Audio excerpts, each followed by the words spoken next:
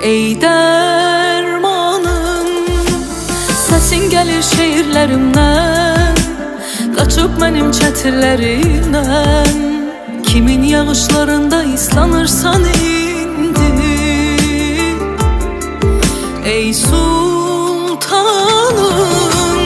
unutduğum şəhərdə yoxsan, nədən bu qış qədər soyuqsan? Dedim kədərdən od tutub yanırsan indi. Bu şəhəri sənə görə sevmişdim, payızına soyuğuna dözmüşdüm. Yuxuları sənə görə görmüşdüm, ay üzünü görmədim.